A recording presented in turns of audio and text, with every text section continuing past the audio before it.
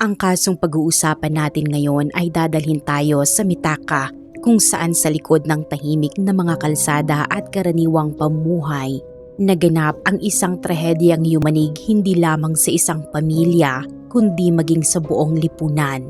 Isang kasong unti-unting nabuo mula sa relasyon, pagtitiwala at mga lihim na nauwi sa matinding takot at kapahamakan. Ito ang kwento ng isang batang babaeng si Saya Suzuki, isang dalagang puno ng pangarap at ng isang dating relasyon na kalaunay nauwi sa obsesyon, panlilinlang at karahasan. Habang binubuksan natin ang kasong ito, unti-unti nating makikita kung paano ang mga simpleng desisyon at hindi napigilang emosyon ay nauwi sa isang hindi na maibabalik na trahedya. Ang biktima ay si Saya Suzuki na isinilang noong 1995. Dahil sa kanyang magandang mukha at kaibig-ibig na personalidad, minahal at pinahalagahan siya ng maraming tao sa kanyang paligid. Lumaki si Saya sa isang pamilyang puno ng sining at pangmalikhain kung saan kabilang ang mga screenwriter, director at mga artist habang ang kanyang ina naman ay mayroon ding sariling mga art exhibition. Sa mainit at malapit na samahan ng kanilang pamilya, napalibutan si Saya ng pagmamahal habang siya ay lumalaki. Noong 10 taong gulang siya at nasa ika-5 baitang pa lamang, napansin ng isang entertainment company ang kanyang talento at inalok siyang umarte sa isang horror film. Dito nagsimula ang kanyang paglalakbay sa mundo ng entertainment at dahil sa kanyang inosente at kaagit-agit na mukha, mabilis siyang nakilala sa pamamagitan ng iba't ibang paglabas sa telebisyon. Nang makita ng isang malaking talent agency ang kanyang potensyal, agad nila siyang nirecruit at inihanda para sa mas malawak na training. Sa panahong iyon, tila maayos ang lahat at mukhang maliwanag ang hinaharap na naghihintay kay Saya. Ngunit isang biglaang pangyayari ang tuluyang sisira sa kanyang buhay. Noong Biyernes, ika-4 ng Oktubre 2013, habang abala ang karamihan sa paghahanda para sa weekend, balot naman ng matinding pag-aalala ang 18 anyos na si Saya. Bumilis ang tibok ng kanyang puso matapos siyang makatanggap ng mensahe mula sa dati niyang nobyo na si Charles Thomas Ekenaga na gustong makita siya sa huling pagkakataon. Si Ekenaga ay 21 taong gulang at 3 taon na mas matanda kay Saya. Nagsimula ang kanilang relasyon 2 taon bago ang insidente matapos silang magkakilala sa Facebook at magkaroon ng long-distance relationship. Ngunit tumagal lamang ito ng halos 1 taon bago sila naghiwalay. Makalipas ang 6 na buwan, noong tagsibol ng taong iyon, nagsimulang maging obsessive si Ekenaga at paulit-ulit na pinipilit si Saya na makipagbalikan. Halos araw-araw siyang nagpapadala ng nakakagulong mensahe kay Saya at nagpatuloy ito hanggang Oktubre. Sa tuwing naaalala ni Saya ang panahon ng kanilang relasyon, bumabalik sa kanya ang masasakit at hindi masayang alaala, dahilan upang lalo niyang pagtibayin ang kanyang desisyon na huwag nang makipagbalikan. Ngunit habang lalo siyang tumatanggi, lalo ring naging marahas ang kilos ni Ekenaga. Nagsimula itong magpadala ng mga email na may pagbabanta na papatayin siya, dahilan upang mabuhay si Saya sa takot at matinding kaba. Lalong naging seryoso ang sitwasyon ng araw ding iyon nang mabigla si Saya Suzuki nang makita si Charles Thomas Ekenaga na dapat sana ay nasa ibang syudad ngunit palihim na pala siyang sinusundan habang papunta siya sa paaralan. Mas lalo itong natakot nang mabasa ang mensahe nitong pupuntahan siya mismo sa school. Dahil sa sobrang takot ay agad siyang humingi ng tulong sa kanyang mga guro. Nang malaman ng paaralan ang sitwasyon, mabilis silang nakipag-ugnayan sa malapit na police station na Yamatakay Police Station. Gayunpaman, sinabi ng mga pulis na sakop ito ng Mitaka Police Station dahil ito ang may jurisdiction sa lugar na tinitirhan ni Saya kaya inilipat doon ang kaso. Makalipas ang 4 na araw, noong umaga ng ika-8 ng Oktubre, Sinadya ni Saya na umabsent sa paaralan upang samahan ang kanyang mga magulang sa paghahain ng report sa Mitaka Police Station. Doon ay detalyado niyang ikinuwento ang lahat ng kanyang pinagdaanan nitong mga nakaraang buwan, pati ang matinding takot at pangamba na matagal na niyang dinadala. Matapos pakinggan at unawain ang kanyang salaysay, 3 beses na sinubukan ng pulis na tawagan si Ikenaga, ngunit wala itong sinasagot na tawag. Pagkatapos maisagawa ang police report, bahagyang nabawasan ang tensyon sa pamilya Suzuki dahil naniwala silang maayos na ng mga otoridad ang sitwasyon. Dahil dito, bumalik ang bawat miyembro ng pamilya sa kanilang pang-araw-araw na gawain. Pumasok sa trabaho ang kanyang mga magulang habang si Saya naman ay bumalik sa paaralan. Ngunit nang matapos ang klase at tumunog ang hudyat ng uwian, mabigat pa rin ang pakiramdam ni Saya habang pauwi. Naghahalo sa kanyang isip ang pagtitiwala sa proteksyon ng pulisya at ang hindi maalis na takot sa maaaring mangyari. Pagsapit ng 4:51 ng hapon at makarating siya sa bahay, agad siyang tumawag sa police station upang ipaalam na ligtas siyang nakauwi. Nang marinig iyon ng pulis na nasa kabilang linya, nakahinga ito ng maluwag. Subalit makalipas lamang ang 4 na minuto, bandang 4:55 ng hapon, isang emergency call ang biglang natanggap ng police station. Iniulat na inatake si Saya at wala na itong galaw habang nakahandusay sa gitna ng sariling dugo at kritikal na ang kanyang kondisyon. Agad naman na ipinadala ng pulisya ang kanilang mga tauhan sa pinangyarihan nang walang pag-aaksaya ng oras. Nangyari ang insidente sa isang tahimik na residential area sa distrito ng Inokashira sa Mitaka City, isang lugar na napapalibutan ng magkakaiwalay na bahay. Doon ay natagpuan ang 18 anyos na si Saya na nakahandusay sa kalsada habang nasa napakakritikal na kalagayan, kaya agad siyang isinugod sa ospital para sa emergency treatment. Habang abala ang mga doktor sa pagsisikap na maisalba ang kanyang buhay, mabilis namang kinordon ng pulisya ang crime scene upang simulan ang investigasyon.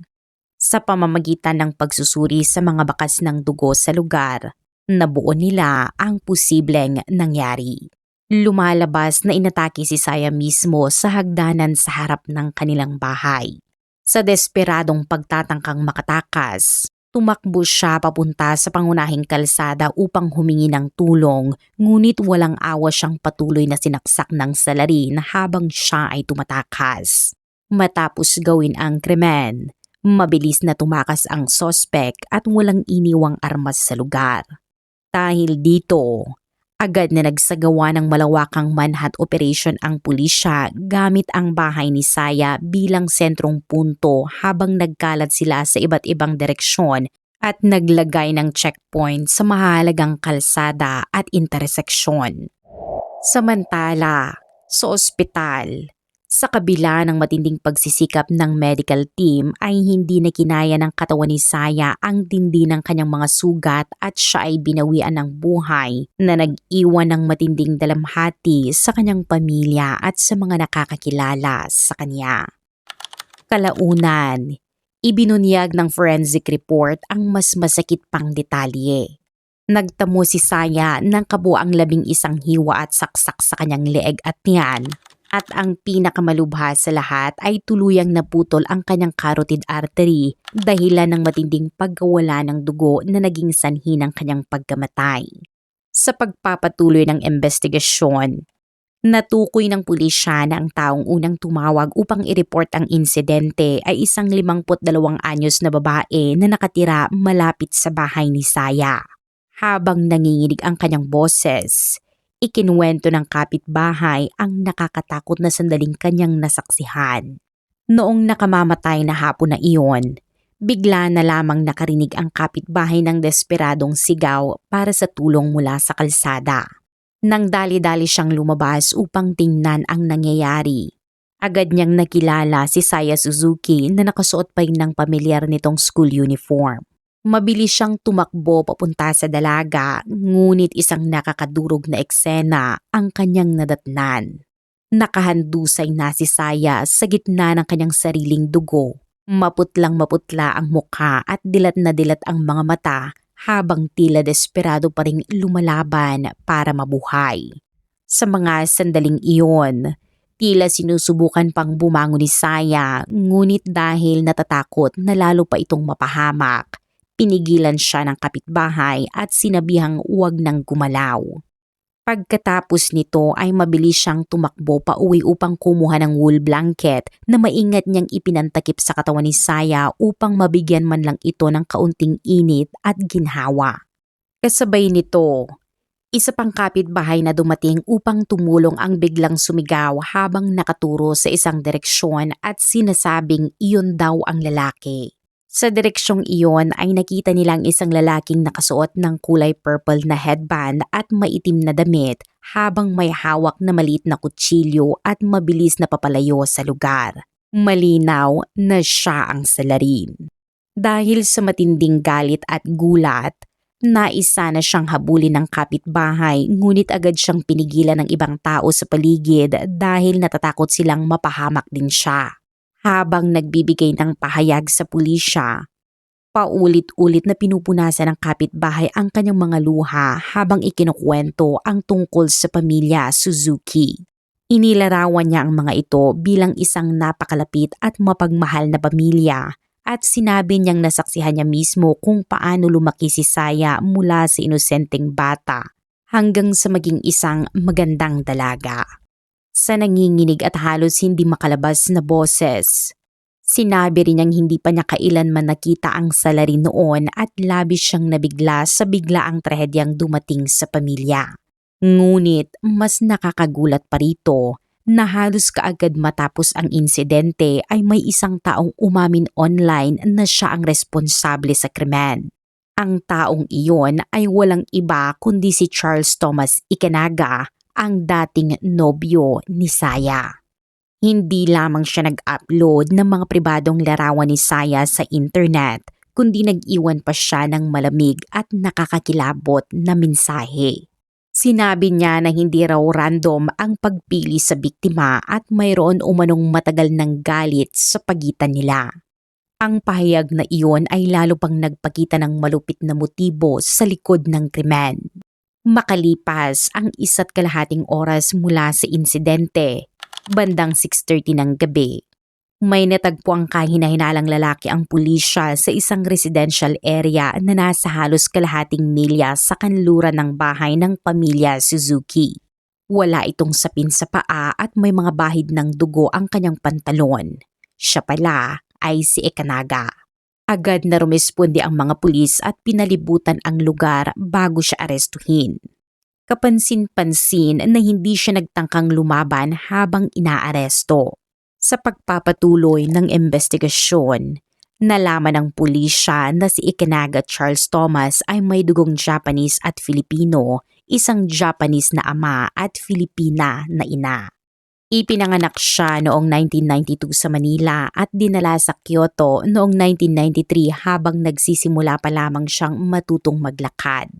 Bagamat tila dapat sanay naging simula ito ng mas maayos na buhay, ibang landas ang naghihintay sa batang may halong lahi. Sa halip na gumanda ang kanyang sitwasyon, unti-unti siyang nalubog sa mas madilim na buhay. Laging puno ng tensyon ang kanilang tahanan dahil sa madalas na away at pananakit sa pagitan ng kanyang mga magulang. Dahil dito ay napilitan silang mag-ina na magsiksikan sa maliit na kwarto. Lalo pang lumala ang sitwasyon nang maghiwalay ang kanyang mga magulang noong 4 na taong gulang pa lamang siya. Pagkatapos ng diborsyo, tila lalo pang lumayo ang kanyang ina sa kanya at madalas siyang iwang mag-isa sa bahay ng ilang araw. Para lamang mabuhay, napipilitan ang batang si Ikenaga na mamalimos ng pagkain sa malalapit na convenience store. Habang lumalaki, naging matangkad at matipuno siyang binata na may taas na 5 talampakan at 11 pulgada. Madalas siyang ikumpara ng kanyang malalapit na kaibigan sa isang karakter na tila lumalabas mula sa mundo ng manga. May kakaiba siyang karisma na para bang hindi pangkaraniwan at mula sa kanyang personalidad, mga interes hanggang sa paraan ng pagkilos. Marami ang nakakapansing kahawig niya ang mga anime character, bagay na nakatawag ng atensyon ng iba. Pagkatapos huminto sa pag-aaral ay nagsimula siyang magtrabaho ng part-time sa Kyoto upang suportahan ang sarili. Noong 2011, sa edad na 19, doon niya nakilala si Saya sa pamamagitan ng Facebook. Mabilis niyang nabihag ang inosenteng kagandahan at masayahing personalidad ng dalaga. Sa kabila ng distansya, ipinagpatuloy nila ang kanilang relasyon online at madalas bumiyahe si Ikanaga papuntang Mitaka upang makita si Saya. Sa mga pagbisitang iyon, lihim niyang inalam at tinandaan ang address ng bahay nito. Ngunit ang mga sugat mula sa kanyang magulong pagkabata ay nag-iwan ng malalim na insecurity kay Ikanaga. Bilang isang truck driver na may simpleng kita, pakiramdam niya ay hindi siya karapat-dapat para kay Saya. Upang maitago ang kanyang insecurities ay gumawa siya ng ibang pagkatao at nagsinungaling tungkol sa kanyang buhay. Ipinakilala niya ang sarili bilang isang mahusay na estudyante mula sa isang prestihiyosong pribadong universidad, magaling mag-English at maraming academic achievements. Dahil sa murang edad at inosenteng pag-iisip, lubos naman na naniwala si Saya sa lahat ng kanyang mga sinabi. Ngunit habang tumatagal, nagsimulang mabasag ang relasyon nila. Ang pagkakadawit ni Ikanaga sa ibang babae habang sila pa ni Saya ay naging malaking dagok sa kanilang pagsasama. Nang malaman ito ni Saya, matatag niyang piniling tapusin ang relasyon at nagplano pang mag-aral sa ibang bansa noong 2012. Hindi matanggap ni Ikanaga ang hiwalayan kaya nagbanta siyang ikakalat ang mga pribadong larawan ni Saya kung ipagpipilitan nitong magipaghiwalay. Sa kabila ng mga pagbabanta ay nanindigan pa rin si Saya sa kanyang desisyon. Hindi niya alam na sa mga sandaling iyon ay nagsisimula ng tumubo ang matinding galit sa puso ni Ikanaga.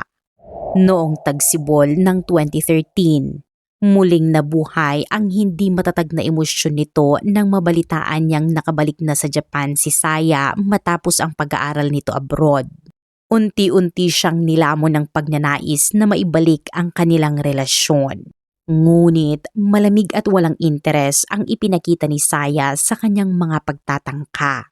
Sa bawat pagtanggi, lalo lamang nadagdagan ang sakit at pagkadismaya ni Ikanaga. Nang tuluyan niyang maunawaan na wala ng pag-asang magkabalikan sila, nagsimula siyang makaisip ng mas mapanganib na plano. Habang nabubuo ang madilim niyang balak, sistematiko siyang naghanda. Pinagtuunan niya ng pansin ang pagpapalakas ng kanyang katawan at gumugol ng mahabang oras sa gym sa ilalim ng matinding workout routine upang mapabuti ang kanyang pisikal na kondisyon. Kasabay nito, nagsusulat din siya ng motivational notes sa kanyang cellphone upang palakasin ang kanyang loob at determinasyon. Malinaw na ipinakita ng kilos na ito na matagal nang pinagplanuhan ang kanyang gagawin. Noong 2013 ay lihim siyang nagtungo sa Mitaka at nagsimulang sundan si Saya habang nagtatago malapit sa bahay nito upang obserbahan ang pang-araw-araw na galaw ng pamilya Suzuki. Nang makumpirma niyang mag-isa lamang si Saya sa bahay, sinamantala niya ang pagkakataon upang pasukin ito habang nakasuot ng gloves bago takutin at salakayin ang natatarantang dalaga. Umiiyak at nagmamakaawa si Saya noon, ngunit nagbigay si Ikanaga ng isang kondisyon. Kailangan siyang kausapin nito araw-araw. Dahil sa takot, wala nang nagawa si Saya kundi pumayag. Sa pangambang ikalat ang kanyang mga pribadong larawan, hindi na siya nagsumbong sa pulisya dahil inisip niyang baka pansamantalang kumalma si Ikanaga kung susundin niya ito. Sa mga sumunod na araw, napansin ni Ikanaga na sumasagot nga si Saya sa kanyang mga mensahe. Kaya bahagyang gumaan ang kanyang pakiramdam at bumalik siya sa Kyoto upang magtrabaho. Ngunit hindi niya inaasahan na pagdating ng Hunyo, bigla siyang ibablock ni Saya at tuluyang putulin ang kanilang komunikasyon. Dahil dito, nakaramdam siya ng matinding galit at kawalan ng kontrol. Nais niya sanang kumilos muli, ngunit hindi siya makaalis dahil dumami ang trabaho sa kanyang kumpanya. Dahil dito, nagpasya siyang tuparin ang dati niyang pagbabanta. Gumawa siya ng account sa isang adult website bilang paghahanda sa kanyang susunod na hakbang. Pagsapit ng Setyembre, nang humupa ang trabaho ay muli siyang nagplano na bumalik sa Mitaka. Bago isagawa ang kanyang plano ay niyaya niya muna ang kanyang matalik na kaibigan upang uminom na tila naghahanap ng huling pagdamay para sa kanyang magulong isip. Habang puno ng emosyon ang kanyang boses, sinabi niyang may balak siyang manirahan sa Amerika ng 4 hanggang 5 taon at baka bihira na silang magkita pagkatapos noon. Binanggit din niya na nais niyang magpaalam ng huli sa kanyang dating nobya. Hindi alam ng kanyang kaibigan ang madilim na kahulugan sa likod ng mga salitang iyon kaya nakinig lamang ito ng may simpatsya. Nagpatuloy ang kanilang pag-inom hanggang sumikat ang araw at doon tuluyang nagpaalam si Ekenaga. Ang gabing iyon ang tila naging punto kung saan wala na siyang balak umatras. Noong ika-28 ng Setyembre, habang dumadaan sa Musashino, huminto siya sa isang convenience store at bumili ng 5 pulgadang kutsilyo ang gagamitin niya sa kanyang planong krimen. Pagsapit ng ika-2 ng Oktubre, nagsimula siyang mag-upload ng napakaraming pribadong larawan ni Saya sa ginawa niyang online account kasabay ng mga mapanirang mensahe. Dahil lumabas na noon si Saya sa ilang TV drama at mayroon ng kaunting kasikatan, mabilis na kumalat sa internet ang mga larawang iyon at nagdulot ng malaking ingay online. Umabot sa 67 na larawan ang inilabas at karamihan dito ay mismong si Saya ang kumuha at ipinadala noon bilang bahagi ng tiwalang ibinigay niya sa kanilang relasyon nang hindi inaakalang balang araw ay magiging pampubliko ang mga ito. Hindi pa doon nagtapos ang kanyang mga kilos. Dahil inaasahan niyang magiging mas maingat na ang pamilya Suzuki matapos ang mga naunang insidente, nag-book siya ng kwarto sa isang hotel malapit sa bahay ni Saya upang masubaybayan ang galaw ng pamilya at makahanap ng paraan upang maiwasan ang mga security camera. Labis siyang natuwa nang mapansin niyang hindi nagbago ang routine ng pamilya Suzuki. Noong hapon ng ika-8 ng Oktubre, sinamantalan niya ang pagkakataon. Umakyat siya sa ika-2 palapag ng katabing bahay at dumaan sa isang hindi nakakandadong bintana upang makapasok sa tahanan ng pamilya Suzuki. Pagpasok niya, tahimik siyang nagtrabaho sa loob ng closet sa unang palapag habang naghihintay sa pag-uwi ni Saya mula sa paaralan. Habang nagtatago roon, hindi siya nanatiling tahimik lamang. Patuloy niyang ginagamit ang kanyang cellphone upang makipag-ugnayan sa labas. Pinatawag pa niya ang kanyang kaibigan upang tawagan ang bahay ng Suzuki at kumpirmahing walang tao roon. Nang makumpirma niyang walang laman ang bahay, sunod-sunod siyang nagpadala ng magulong mensahe sa kanyang kaibigan. Sinabi niya na hindi siya makapagdesisyon at hindi naman talaga niya ito plano noong una. Nguhit kahit papaano ay naroon na siya ngayon sa loob ng closet at gusto na niyang lumabas ngunit hindi niya magawa. Dagdag pa niya, gusto na niyang makauwi ng ligtas at tapos na raw ang lahat. Mula 1:27 ng hapon hanggang 2:30, nakapagpadala si Charles Thomas Ekenaga ng kabuang 56 na message at bawat isa ay nagpapakita ng kanyang malalim na pagkalito at matinding anxiety. Sa una, hindi ito sineryoso ng kanyang kaibigan ngunit habang patuloy ang pagdating ng mga mensahe, unti-unti niyang napagtanto ang bigat ng sitwasyon. Sinubukan niya itong kausapin sa mahinahong paraan upang mapigilan, umaasang magbabago pa ang isip nito ngunit hindi natinag si Ekenaga sa kanyang desisyon. Para bang lubusan na siyang nakulong sa mundong siya mismo ang gumawa at hindi na niya ito matakasan.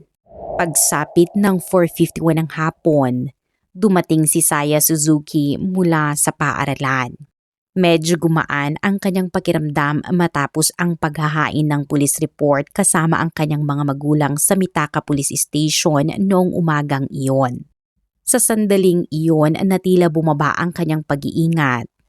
Habang papalapit siya sa pintuan ng kanilang bahay at tumawag pa sa pulis upang i-report ang kanyang ligtas na pagdating, doon na nangyari ang trahedya. Bigla na lamang lumabas si Ikinaga mula sa pinagtataguan na parang hayop na sumugod at agad na tinarget ang leeg at tiyan ni Saya sa isang marahas na pag-atake. Sa matinding takot, sinubukan niyang tumakas habang ang mga yabag, hingal at sigaw ay umaalingaw-ngaw sa tahimik na kalsada. Ngunit habang unti-unting nanghihina, bumagsak si Saya sa labas ng kanilang bahay at kahit ganoon ay hindi pa rin tumigil si Ikanaga.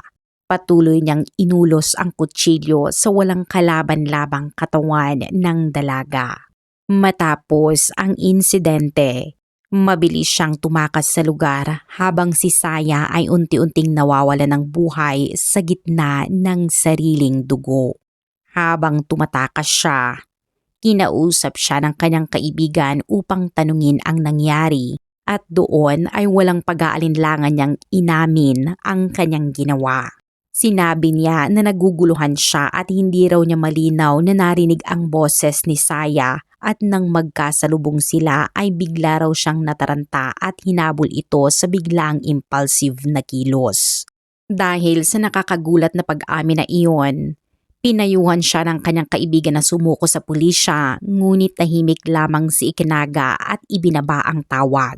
Mas nakakagulat pa, sa halip na magpakita ng pagsisisi, ipinaalam niya sa kanyang ina ang kanyang ginawa at nag-post pa online na para bang ipinagmamalaki ito na nagpakita ng isang baluktot na pag-iisip na tila naghahanap ng pagkilala sa kanyang krimen. Pagkatapos nito, naglibot siya sa mga kalsada hanggang sa tuluyang matukoy at maaresto ng pulisya. Makalipas ang 3 araw, natagpuan ang ginamit na kutsilyo mga 1/3 mile mula sa pinangyarihan at natagpuan din ang isa sa kanyang sapatos sa balkonahe ng ikalawang palapag at katabing bahay ng Suzuki na nagpapatunay ng iligal na pagpasok niya sa tirahan.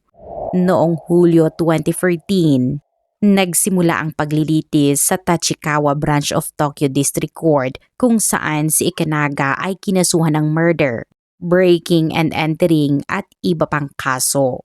Sa korte, nakasuot siya ng itim na sports shirt at halatang tensyonado habang ang kanyang mga mata ay kinakabahang gumagalaw at panakanakang dinidilaan ang kanyang labi. Sa paglalahad ng prosecutor, iginiit na tuloy-tuloy ang panlilinlang at pagtataksil ni Ikanaga kay Saya at nang tanggihan siya nito, nagpatuloy ang harassment, paggamit ng private photos at kalaunan ay planadong pagpatay na malinaw umanong nagpapakita ng kawalan ng pagkatao. Habang nakaupo si Ikanaga, nanatili siyang walang emosyon ngunit nang banggitin ng depensa ang kanyang traumatic childhood, bahagyang nanginig ang kanyang katawan at yumuko siya na tila tinamaan ang isang malalim na sugat sa kanyang nakaraan.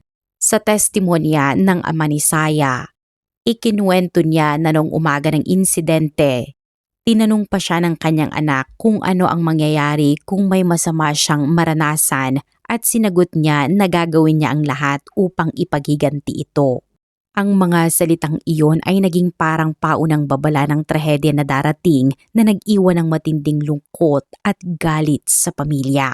Nang tanungin si Ikanaga tungkol sa kanyang iniisip habang ginagawa ang krimen, sinabi niyang magulo ang kanyang isipan at hindi niya alam kung talagang gusto niyang saktan si Saya. Ayon pa sa kanya, naiintindihan niya raw ang sakit ng pamilya ng biktima, ngunit hindi niya ito kayang damayan at hindi siya nagpakita ng pagsisisi o paghingi ng tawad. Inamin din niya na ipinakalat niya ang private photos upang ipakita ang kanilang relasyon at sadyang saktan ang self-esteem ni Saya. Matapos ang 10 araw ng paglilitis ay inilabas din ang hatol. Napatunayang guilty si Ikanaga sa iba't ibang kaso at sinintensyahan ng 22 taong pagkakakulong. Ayon sa hukom, isinaalang-alang ang kanyang edad at posibilidad ng rehabilitasyon, ngunit iginiit na ang kanyang mga ginawa ay labis na makasarili at walang pagsisisi, kaya hindi siya karapat-dapat sa anumang leniency. Mariing ipinahayag ng pamilya ni Saya ang kanilang pagkadismaya, habang ang depensa naman ay nagsabing masyadong mabigat ang hatol at dapat ay 15 taong lamang, na binigyang diin pa ang umano'y epekto ng kanyang magulong kabataan. Dahil dito, nagpatuloy ang mga apela at pagtatalo ng magkabilang panig. Sa kabila ng hatol, nagdulot din ang kaso ng malawak na diskusyon sa publiko, lalo na sa ilegal na pagpapakalat ng private photos. Dahil sa pangyayari, naging daan ito upang mapansin ang kakulangan ng proteksyon sa privacy, kaya noong Nobyembre 2014 ay ipinasa ang batas sa Japan na nagbabawal ng pagpapakalat ng sensitibong larawan nang walang pahintulot na may parusang hanggang 3 taong pagkakakulong o multa na 500,000 yen. Makalipas ang 2 taon, noong Agosto 2015, nagsampa muli ng kaso ang prosecutors laban kay Ikanaga, at noong Marso 2016 ay muling nilitis sa Tachikawa Branch of Tokyo District Court. Sa pagkakataong ito, nakasuot siya ng itim na suit at puting polo, tahimik na umupo sa defendant's seat na tila malalim ang iniisip. Mariing tinutulan ng depensa ang bagong kaso. Sinasabing abuso umano ito sa kapangyarihan ng prosekusyon at iginiit pa na may bahagi rin ang biktima dahil sa pagpapadala ng private photos. Sa huli, nanatili ang hatol na 22 taong pagkakakulong matapos kumpirmahin ng korte ang naunang desisyon. Noong 2017, pinagtibay ng Tokyo High Court ang hatol at wala nang nagitang dahilan upang baguhin ito.